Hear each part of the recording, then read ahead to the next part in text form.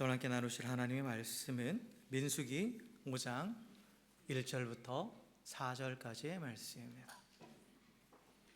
구약성경 민수기 5장 1절부터 4절의 말씀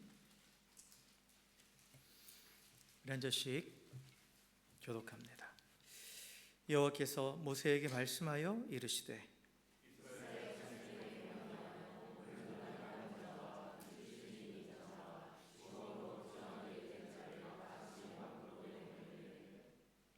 남녀를 막론하고 다 진영 밖으로 내보내어 그들이 진영을 더럽히게 하지 말라. 내가 그 진영 가운데 거하느니라 하시매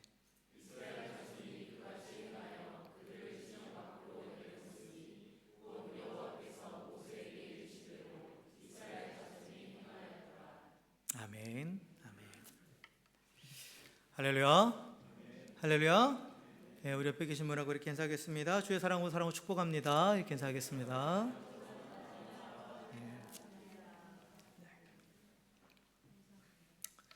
네. 우리가 지난 주일에 먼저 이 민수기 5장 1절부터 8절을 다 읽고 그리고 5절부터 8절의 말씀을 가지고 함께 나눴었죠. 그래서 하나님께서 우리에게 요구하시는 것이 거룩함인데 하나님께서 우리에게 거룩하라고 명령하신 이유는 하나님께서 거룩하시기 때문이죠. 그래서 그 거룩하신 하나님과 올바른 관계를 맺기 위해서는, 즉 하나님 안에 거하면서 또 그 은혜의 풍성함을 누리기 위해서는 우리가 거룩해야 된다라고 이렇게 말씀하시는 거예요.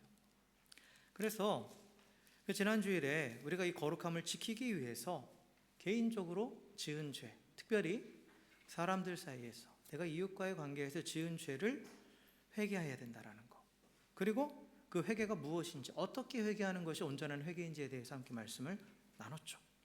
그래서 모든 죄는, 사람에게 지은 죄든 어떤 모든 죄는 다 원조는 하나님께 지은 죄다. 왜냐? 그것은 하나님의 창조 질서를 거부한 거기 때문에. 그래서 하나님을 향한 불경건 때문에, 하나님이 그 삶 가운데 없기 때문에 내가 그 하나님께서 정해주신 그 사람과의 관계의 법을 지키지 않고, 그래서 죄를 짓게 되는 거라고 그랬죠. 그래서 먼저 죄를 지었을 때는 내가 하나님 앞에 죄를 지었다라는 것, 동시에 또 사람 앞에 죄를 지었다는 것을 하나님께서 깨닫게 하시고, 그래서 이 죄를 자각하는 것이 먼저 가장 처음 단계고, 그리고 그 다음에 어떻게 해야 돼요? 그걸 인정하는 거예요. 내가 죄를 지었다라고 고백하는 거죠. 그리고 그걸로 그치는 것이 아니라 또 죄에 대한 진정한 회개는 뭐냐? 어디까지 가는 거라고 했어요? 정당한 보상을 함으로써 이전으로 돌려놓는 원상복구까지 가는 것이 온전한 회개라고 그랬죠.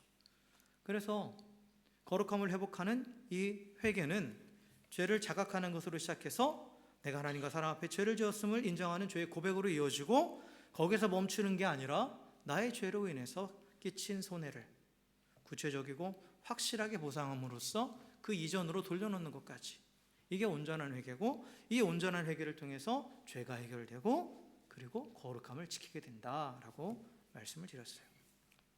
그게 이제 지난주에 우리가 5절부터 8절을 보면서 이 개인적인 내 자신이 죄를 지었을 때 어떻게 거룩함을 회복하고, 또한 나로 인해서 공동체가 그 거룩함을 잃어버리지 않도록 거룩함을 지킬 수 있는지에 대해서 나눈 부분이고, 그래서 오늘은 이제 앞부분 5장 1절에서 4절의 말씀을 중심으로 이제 이 공동체 안에 죄가 있을 때,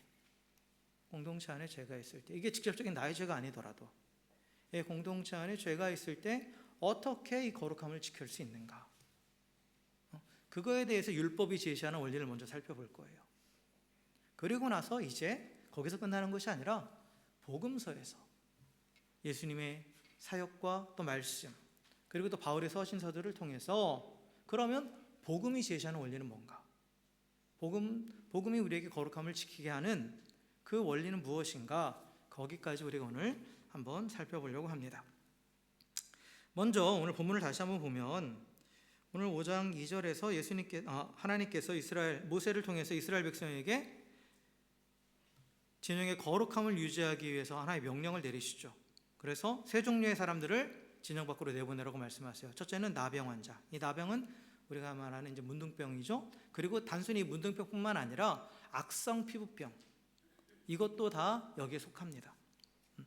그래서 악성 피부병이 있는 이 나병 환자, 또 유출병, 유출이라는 것은 몸에 피가 계속해서 여성이 좀 하를 한다든가, 또 어떤 보이지 않는 곳에서 계속해서 뭔가 계속 유출되는 몸 안에서 그러한 병을 말하는 거예요.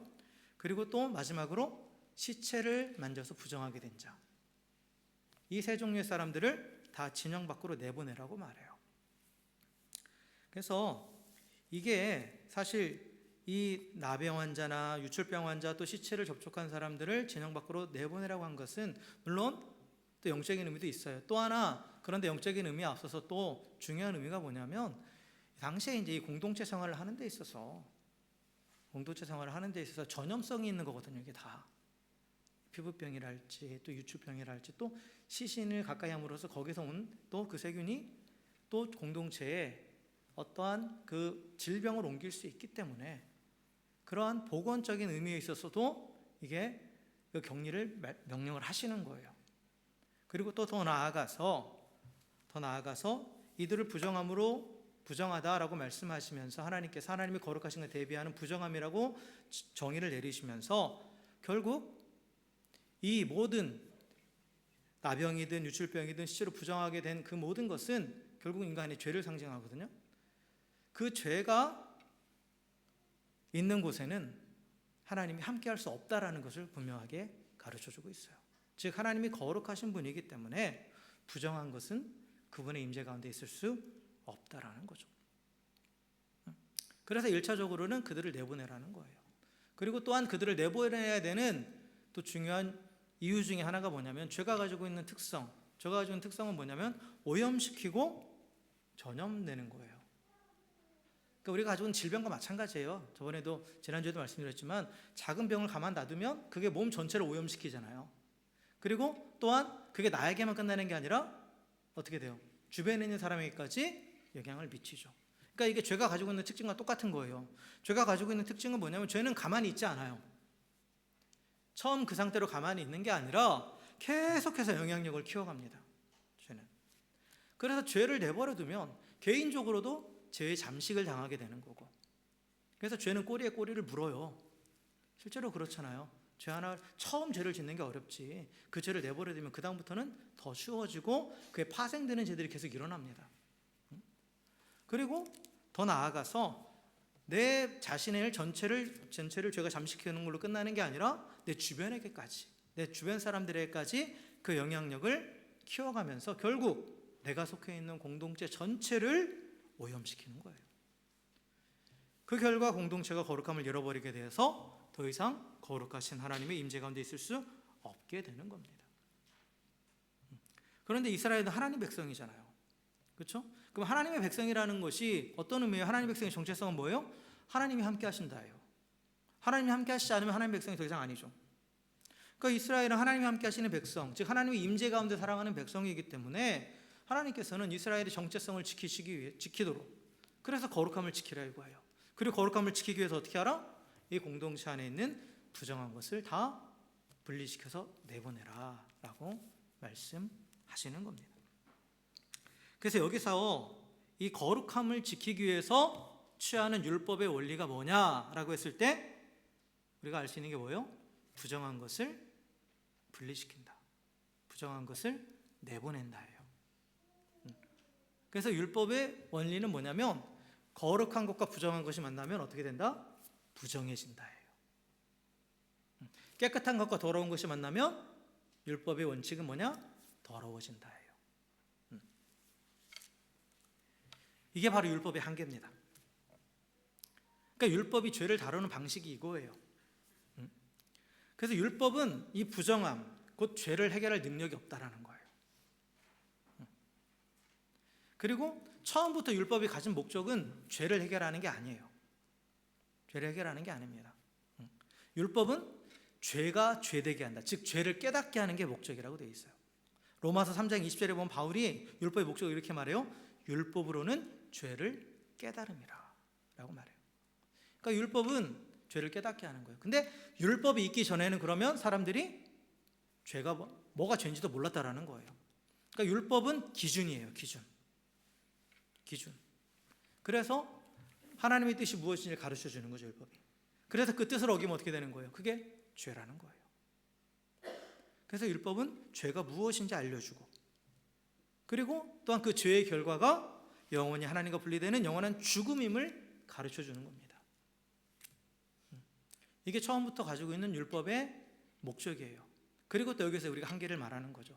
그러나 율법이 죄를 해결할 수는 없다. 그래서 갈라디아서에 보면 이 율법의 역할을 바울은 뭐라고 말합니까? 죄를 깨닫게 됐어요. 근데 이 율법이 죄를 해결하지 못해. 그러면 사람이 뭐를 구하게 되겠어요? 이 죄를 해결해 줄 메시아를 찾게 되는 거죠. 구세주를 찾게 되는 거죠. 거기까지가 율법의 역할이에요. 거기까지가.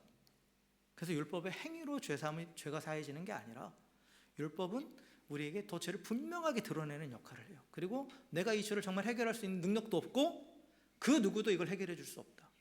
그러기 때문에 나에게는 메시아, 구세주가 필요하다라는 것을 깨닫고 그분께 나오도록 이끌어주는, 옛날 성경에는 몽학선생이라고 되어 있죠. 요즘 성경에는 초등교사, 초등학교 선생님 같은 역할을 한다라는 거예요. 여기까지가 율법의 역할입니다. 그래서 율법은 죄를 제거할 수 없어요. 다만 죄는 분별하게 해줘요. 그래서 율법이 죄를 다루는 방식, 거룩함을 지키기 위해서 죄를 다루는 방식은 뭐냐? 거룩한 그 부정한 것을 구별해냈으면 어떻게 하라? 분리시켜라 라는 거예요. 내보내라, 이런 거죠. 특별히 공동체, 이스라엘 공동체에서 거룩함을 지키기 위해서 어떻게 하라? 부정한 것을 공동체에서 내보내라 라는 거죠. 이건 물론 영구적인 추방을 의미하는 건 아니에요. 그 자신이 정결하게 되면 언제든지 다시 돌아올 수는 있어요. 하지만 어쨌든 원칙은 뭐예요? 내보내라예요. 그래서 율법은 부정한 것을 구별하고 분리시킴으로 거룩함을 지킵니다. 그래서 율법의 원리를 따른다면 이제 믿음의 공동체 안에 부정한 자, 즉 범죄한 자가 있다면 그는 공동체에서 어떻게 해야 돼요? 반드시 내보내야 돼요. 그냥 두면 안 돼요. 그래야만 공동체의 거룩함을 지키고 공동체가 하나님의 임재 안에 거할 수 있습니다. 자, 그런데 말입니다. 이 원리를 만약 오늘날 우리 교회에 적용해 봅시다. 그럼 우리 교회에 남아있을 사람이 있을까요? 나는 남아있을 수 있다. 아무도 없을 거예요. 저도 남아있을 자신 전혀 없고, 저는 아까 일부 예배 때 1회 정도는 되지 않을까 했더니 1회도 안 될 것 같더라고요. 벌써 자아가 형성되면서 벌써 뭐 아이들도 다 뭐 거짓말하고 다 하잖아요. 아무도 남아있을 사람이 없어요. 이 원리를 적용하면, 이 율법의 원리를 그대로 적용하면. 거룩한 공동체, 하나님이 세우신, 교회라는 공동체도 하나님이 세우신 거룩한 공동체란 말이에요. 하나님 백성의 공동체인데 이 공동체 안에 남아있을 사람은 아무도 없습니다. 율법의 원리, 배제시키고 분리시키는 원리를 적용했을 때는 아무도 남아있을 수 없어요. 그래서 우리에게 주신 또 다른 원리가 있습니다. 그게 바로 복음의 원리예요. 복음의 원리. 그래서 복음은 우리에게 거룩함을 지키는 또 다른 원리를 제시해 줍니다. 그것 때문에 우리가 이 공동체 안에 있을 수 있는 거예요. 그래서 이 복음의 원리를 우리가 뭘 통해서 할 수 있냐면 예수님께서 이 땅에서 오셔서 하셨던 그 사역의 모습, 그 말씀들을 통해서 우리가 알 수 있어요. 그래서 율법 아래에서는 부정한 자들을 공동체에서 내보내야 됐지만 복음서에서 보면 어떻습니까? 예수님, 하나님이죠? 예수님 하나님이세요. 그런데 하나님이신 예수님께서 이 부정한 자들을 직접 찾아가시고 만지시고 깨끗하게 하시는 장면들이 나오죠. 그러니까 복음의 원리는 뭐냐? 율법의 원리는 공동체의 거룩함을 지키기 위해서 부정한 자를 내보내야 된다. 하나님이 거룩하시니까. 그런데 복음의 원리는 뭐냐? 하나님이 거룩하시다. 그 하나님을 만지는 자는 어떻게 된다? 거룩해진다. 정결하게 된다. 깨끗해진다. 그럼으로써 계속해서 하나님 안에 거할 수 있다. 이게 복음의 원리입니다. 율법은 부정한 자를 내보내고 격리했지만 복음이신 예수님은 직접 그들을 찾아가셔서 정결하게 하셨습니다. 이러한 예들이 많이 기록되는데 몇 가지만 소개하면 마태복음 8장 2절에서 3절에 보면 예수님께서 어떤 사람을 만나면 문둥병자, 나병 환자를 만나요. 나병 환자를 만납니다. 그런데 그 예수님께서 그걸 어떻게 하시냐면 직접 만지시고 그렇게 깨끗하게 하세요.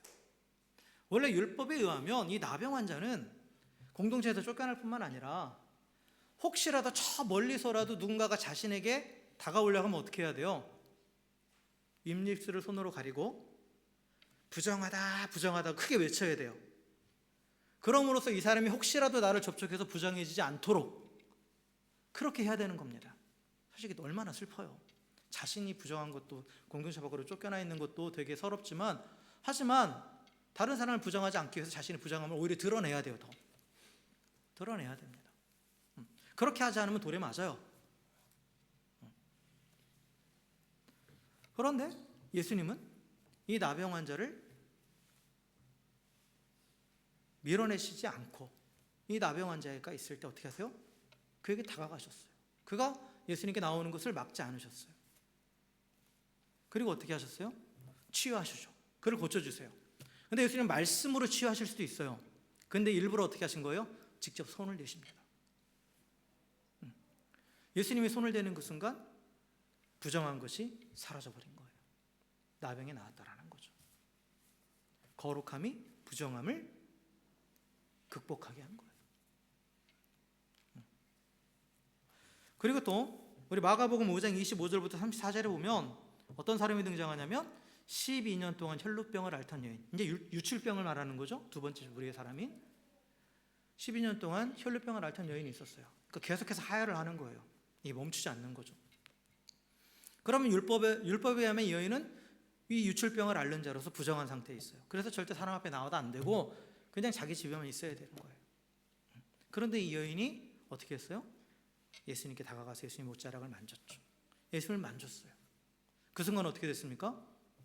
피가 멈췄죠. 그를 부정한 자로 만들었던 그 혈류와 근원이 말라버렸어요. 정결하게 된 거죠. 정결하게 된 거예요. 그리고 예수님이 그녀를 보면서 뭐라고 말씀하셨어요? 꾸짖지 않으셨죠. 믿음이 너를 구원했다. 내 믿음이 너를 구원했다. 부정한 여인이 왜 감히 나에게 손을 대 이렇게 하지 않으셨다라는 거예요. 결국 이 유출병이라는 부정함도 예수님을 만지니까 거룩하신 그 예수님의 능력으로 인해서 정결하게 바뀌는 놀라운 역사가 일어났죠. 그리고 또 마지막 이 시신에 관련돼서 어떻게 보면 이게 가장 하이라이트라고 할 수 있어요. 그 예수님의 그 시신을 만지시는 장면이 어디 나오냐면 누가복음 7장 11절부터 17절에 기록되어 있습니다. 이게 뭐냐면 나인성이라는 곳에 가서 그 과부의 청년 아들이 죽었는데 그를 살리신 사건이에요. 이게 지금 기록되어 있어요. 근데 그러니까 과부의 아들이 죽었단 말이에요. 그래서 장사를 지내는 거예요. 장례를 치르는데 시체는 가장 부정한 겁니다. 왜냐하면 이 죽음이라는 것은 죄의 가장 확실한 결과죠. 그렇죠? 죄 확실한 결과예요. 그러니까 이 시체라는 것, 죽은 몸은 죄를 가장 직접적으로 나타내는 것이기 때문에 시신을 만지자는 즉시 부정하게 돼요. 즉시 부정하게 됩니다. 그러니까 쉽게 말하면 이 부정의 끝판왕이라고 할 수 있어요. 시신은. 그래서 나시린의 서약에도 보면 나시린이 지켜야 되는 규칙들이 있거든요. 그 규칙 가운데에 가장 스트릭하게 적용되는 것이 뭐냐면 시체에 관련된 거예요. 그 나시린을 서약을 한 기간 동안에는 절대로 시체를 만져도 안 돼요. 어느 정도로 엄격했냐? 내 부모가 죽어도 안 돼. 내 가족이 죽어도 절대로 거기 가도 안 돼요. 그 시신을 만져도 안 돼요. 그리고 혹시라도 내가 의식하지 못한 사이에 내 옆에서 누가 갑자기 죽었다. 이건 나의 의지와는 전혀 상관없잖아요. 그랬는데 그런 일이 벌어졌다. 그럼 어떻게 돼요? 지금까지 해왔던 나시린의 서약의 기간은 다 무효가 돼버려요. 왜냐하면 나시린은 거룩하신 하나님께 드려진 자이기 때문에 생명이신 하나님과 죽음은 함께할 수 없다라는 것을 여기서 나타내는 거고, 그만큼 이 시신은 이 부정의 상징, 죄의 상징이라는 거죠. 그래서 가장 부정한 거였어요. 그런데 이 누가복음에 기록되어 있는 이 사건을 보면 쭉 이제 이 이야기를 쭉 해보면 어떤 지금 이야기가 전개가 되냐면 예수님께서 나인성으로 오는 곳으로 가십니다.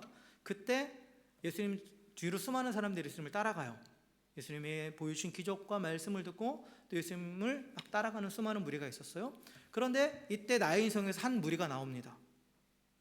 이 한 무리는 어떤 무리냐면 아까 말한 이 죽은 청년을 장사 지내는 무리예요. 그러니까 죽은 시신이니까 성 안에 두면 안 되잖아요. 그렇죠? 그래서 이 성으로부터 영원히 격리시키기 위해 성 밖으로 지금 나오고 있단 말이죠. 그래서 한 행렬은 예수님이 앞장서 있고 그 뒤를 많은 사람들이 따라가고, 그리고 성에서 나오는 행렬은 죽은 시신이 앞에 있고, 그리고 그 뒤로 또한 그 조문하러 온 사람들이 따라 나오고 있습니다. 그 행렬이 두 행렬이 마주친 거예요. 근데 율법에 의하면 예수님께서 이 나인성 안으로 들어가시려면 어떻게 해야 되느냐? 이 죽음의 행렬과 예수님이 서로 피해야 됩니다. 예수님 접촉하면 안 돼요. 만약에 이 장례 행렬과 예수님이 접촉을 한다, 그러면 예수님은 성으로 바로 들어가지 못합니다. 율법의 규정에 의하면 그 정해놓은 정결케 하는 의식이 있어요. 시신으로 인해서 더럽힌 자가. 그래서 성 밖에 며칠 머물면서 그 기간이 차기까지 기다려야 돼요. 즉시 들어갈 수 없어요. 그런데 예수님은 어떻게 하셨습니까? 그 행렬에 다가가셔서 어떻게 해요? 죽은 청년의 그 관에 손을 대셨죠. 시신을 만지신 거예요. 그러면서 이렇게 말씀하십니다. 청년아, 내가 네게 말하노니 일어나라. 그랬을 때 그 즉시 죽었던 자가 일어나서 앉고 말을 하기 시작했어요. 완전히 살아난 거죠. 완전히 살아난 거예요. 그리고 예수님이 살아난 아들을 어머니께 돌려 주었다라는 거예요. 그 과부에게. 그러니까 예수님은 이 부정의 상징인 시체를 만졌어요. 그런데 어떻게 됐어요? 부정해지지 않았어요. 그 증거가 뭐예요? 죽은 자가 살아났다라는 거예요. 만약에 예수님이 시체를 만졌는데 그 시체가 그대로 있었다, 그러면 예수님이 부정해진 거예요. 그런데 예수님이 그 시체를 만졌는데 그 시신이 살아났다라는 것은 그 예수님으로 인해서 부정한 죄의 결과 죽은 자가 그를 덮고 있던 이 사망의 권세가 사라졌다라는 거죠. 그래서 생명이 사망을 이겼다라는 거예요. 생명의 주님께서 손을 대시니까 생명이 사망을 이기고 죽은 자가 다시 살아났다라는 거예요. 모든 부정이 사라졌다라는 거예요. 정결하게 됐다라는 거예요. 두 행렬이 있었습니다. 생명이신 예수님을 따르는 행렬이 있었어요. 성으로 들어가려 하는. 또한 죽음의 행렬이 있었죠. 죽은 자를 앞세우면서 성에서 나오는. 근데 이 두 행렬이 만났어요. 그래서 어떤 일이 벌어졌어요? 이 둘이 하나가 됐죠. 이 둘이 하나가 됐어요. 어떻게? 둘 다 생명의 행렬로 바뀐 거죠. 그렇죠? 율법의 법칙에 의하면 둘 다 죽음의 행렬이 돼야 맞아요. 그러나 복음의 원리에 따라서 예수님은 모든 죄를 해결하실 수 있는 구세주이시기 때문에 그분을 만났을 때, 예수님이 손을 대셨을 때 그분의 거룩함으로 인해서 또 예수님의 의로 인해서 모든 부정한 것이 깨끗하게 되고 모든 죄가 의로움으로 변화되었다라는 거예요. 그래서 모두가 기뻐하며 성으로 들어갔어요. 그 성에서 나왔던 사람들 다시 기뻐함으로 성으로 들어가게 됐다라는 거죠. 그래서 예수님의 접촉이 있었을 때, 예수님의 만지심이 있었을 때 공동체에서 영원히 격리시키고자 했던 그 시체가 오히려 거룩함을 회복하고 다시 공동체로 들어가게 되는, 그래서 공동체와 하나됨을 유지할 수 있었던 그 사건이 바로 이 나인성 과부의 아들을 살리신 사건입니다. 그리고 이게 바로 복음의 능력이에요.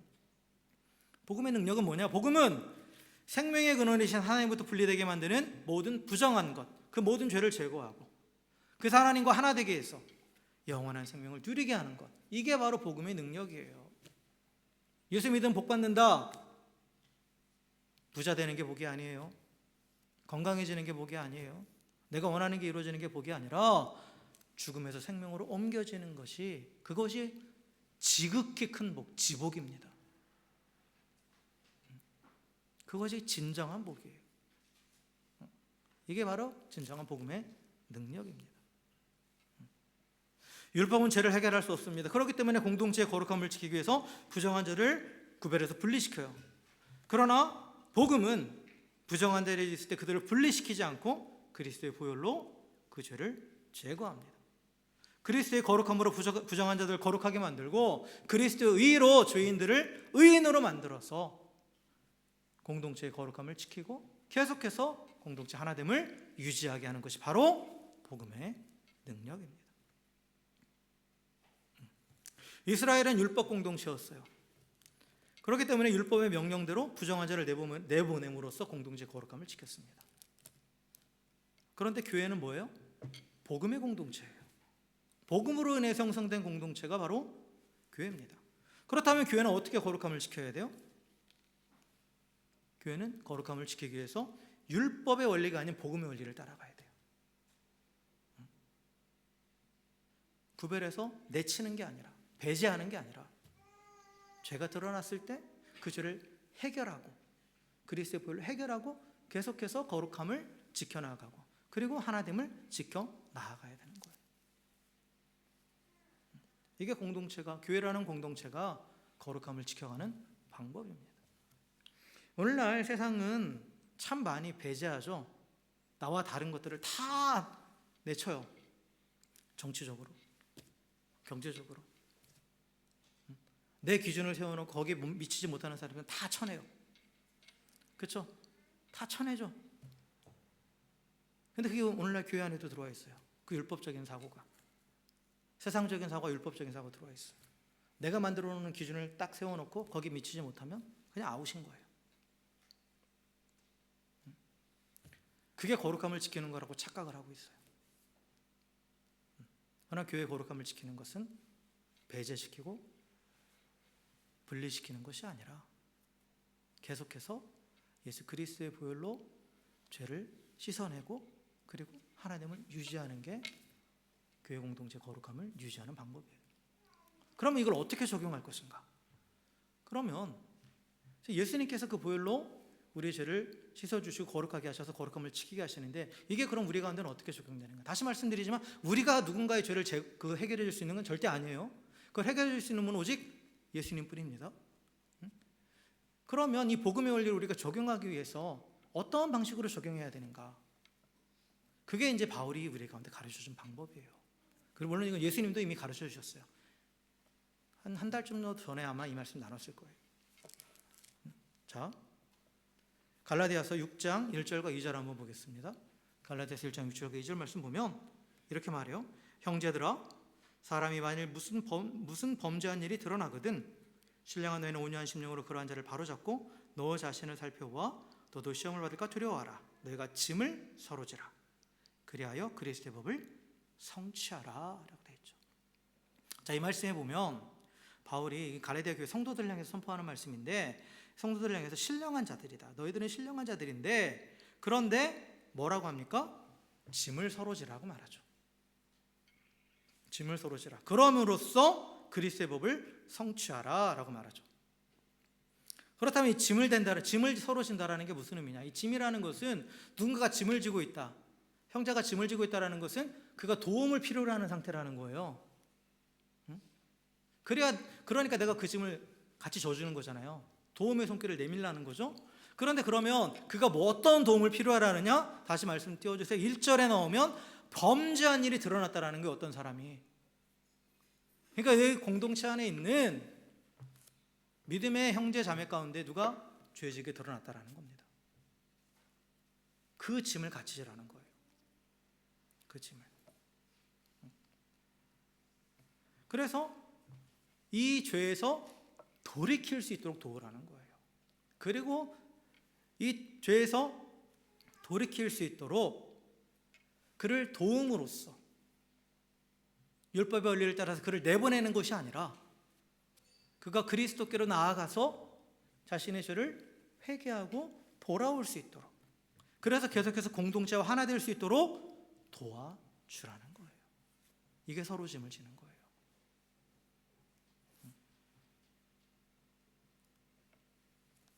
그러면서 1절에도 중요한 원리가 있어요. 그 짐을 지기 위해서 먼저 선행될 게 뭐냐?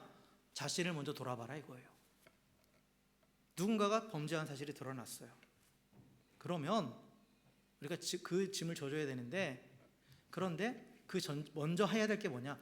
그 모습을 보면서 나를 먼저 돌아보라 이거예요. 먼저 돌아보라. 그리고 이 안에는 뭐가 포함되어 있냐? 나도 똑같은 죄를 지을 수 있는 사람이다라는 거예요. 나도 똑같이 연약한 존재라는 거예요. 그걸 먼저 깨닫지 않으면 도울 수 없습니다. 나는 저 사람과 달라. 저 사람은 내가 너라면 그렇게 안 해. 이러는 순간 절대로 그 사람의 짐을 져줄 수 없어요. 거기서 나가는 건 뭐겠어요? 비난과 정죄밖에 안 나가죠. 그래서 서로 짐을 지기 위해서는 먼저 내 자신을 돌아보는 거예요. 그리고 이 돌아볼 때도 중요한 게 뭐냐? 말씀에 비춰서, 하나님의 말씀에 비춰서 나를 돌아보고, 나도 그렇게 연약한 존재임을 먼저 인정하고 고백하라는 거죠. 그리고 이제 그에게 가서 돕는데 뭐를 통해서? 말씀을 통해서.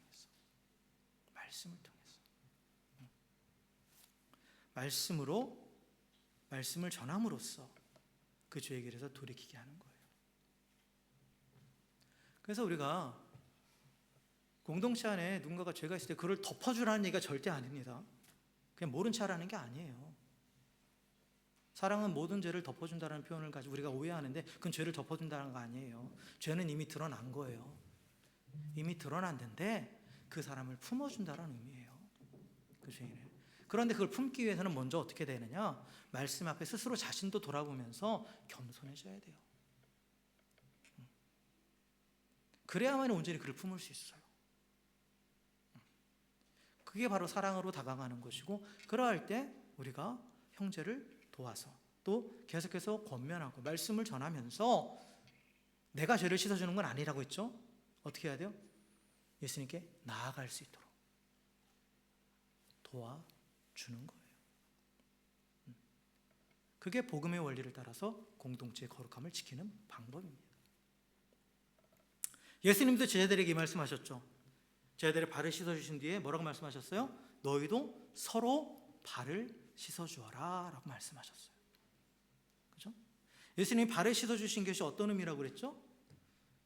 우리가 예수님께서 우리를 머리끝부터 발끝까지 한번 먼저 씻어주셨죠. 그래서 구원받은 거예요. 우리가 구원받았을 때 완전히 깨끗해졌어요. 하지만 여전히 우리는 이 땅 가운데 살아가고 있잖아요. 그 즉시 하나님 나라 간 게 아니잖아요.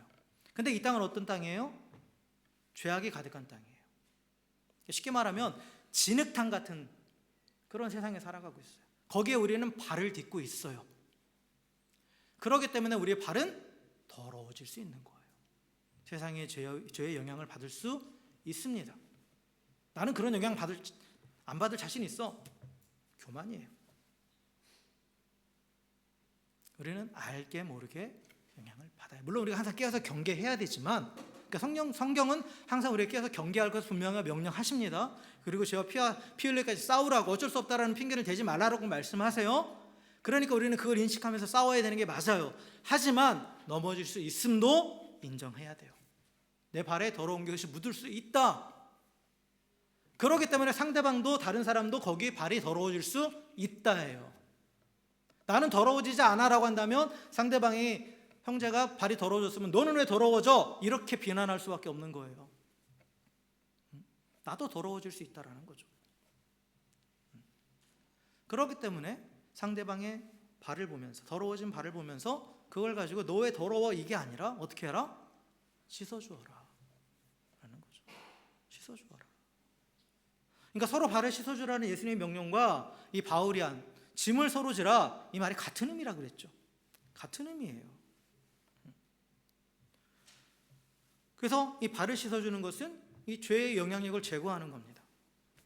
그리고 물로 씻잖아요. 이 물은 바로 말씀을 의미해요. 하나님의 말씀으로 그 죄를 깨닫게 하시고. 그러니까 우리가 어떤 사람이 범죄하였을 때 가장 먼저 해야 될 게 뭐냐면, 먼저 나를 돌아보고 나서 이제 그 사람에게 다가가서 말씀으로 그 죄가 그게 죄라는 것을 깨닫도록 도와주는 거예요. 내 기준으로 보면서 너 왜 이거 안 했어? 너 죄야. 이게 아니라 많은 그리스도인들이 여기서 이런 실수를 많이 해요. 하나님의 말씀과 상관없는데 그게 내가 생각하는 것과 내가 지금까지 해왔던 그 종교적인 모습과 다르니까 그거 죄야 이렇게 정죄해버려요. 이게 아니라 말씀에 비추어서 하나님의 말씀을 가지고 그것이 죄라는 것을 깨달을 수 있도록 도와주라는 거예요. 그러니까 말씀을 같이 나누는 거죠, 결국. 그때도 겸손하게 나도 똑같이 그럴 수 있다는 것을 인정하면서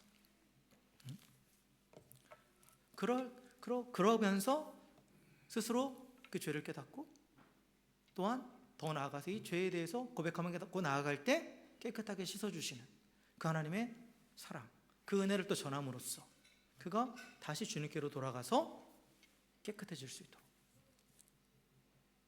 이게 발을 씻어주는 거예요. 이게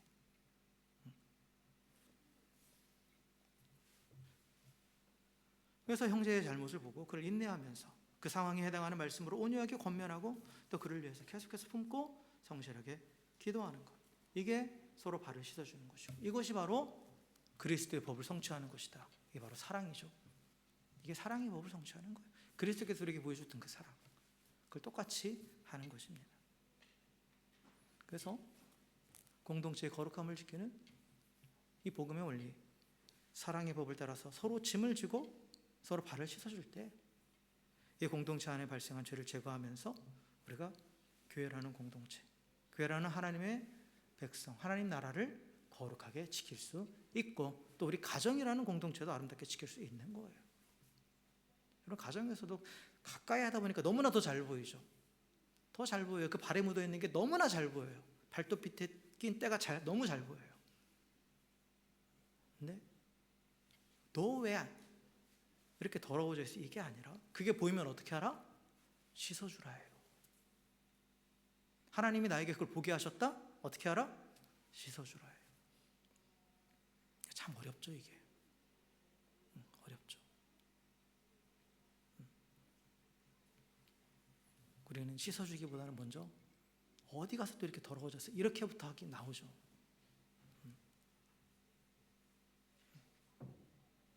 근데 예수님은 먼저 우리에게 그 더럽다고 해서 우리를 내치거나 분리시키신 것이 아니라 먼저 찾아오셔서 씻어주셨어요. 그리고 너희도 가서 이렇게 하라라고 분명히 말씀하셨어요. 그렇기 때문에 우리가 이 서로의 발을 씻어주는, 서로의 짐을 지는 이러한 주의 말씀에, 지라고 하신 주의 말씀에 순종할 때 우리가 공동체의 거룩함을 지켜나가고 또 하나됨을 지킬 수 있는 겁니다. 자, 말씀을 정리하겠습니다. 자, 하나님은 거룩하십니다. 그러하게 거룩하신 하나님은 이 하나님께 속한 성도와 또한 그 공동체인 교회의 거룩함을 요구하십니다. 그래서 거룩하신 하나님과 함께하면서 하나님께서 그 가운데 거하시면서 풍성한 은혜를 누리게 하시는 거죠. 그런데 율법은 진리의 말씀으로 죄를 드러내고 죄인을 분리함으로써 거룩함을 지킵니다. 그러나 복음은 드러난 죄를 그리스도의 보혈로 제거해서 거룩함을 지킵니다. 부정한 자를 거룩하게 만들어 거룩함을 지키는 거죠. 예수님은 부정한 우리에게 먼저 찾아오셨습니다. 그 손으로 우리를 만지시고 그 피로 우리를 정결하게 하셨어요. 지금도 우리가 아무리 더러운 죄를 짓더라도 우리가 나가기만 하면 우리를 거부하지 않으시고 그 피 묻은 손으로 우리를 깨끗하게 씻어 주십니다. 율법은 부정한 자에게 스스로 부정하다 외치면서 진영 밖으로 나아갈 것을 명령했습니다.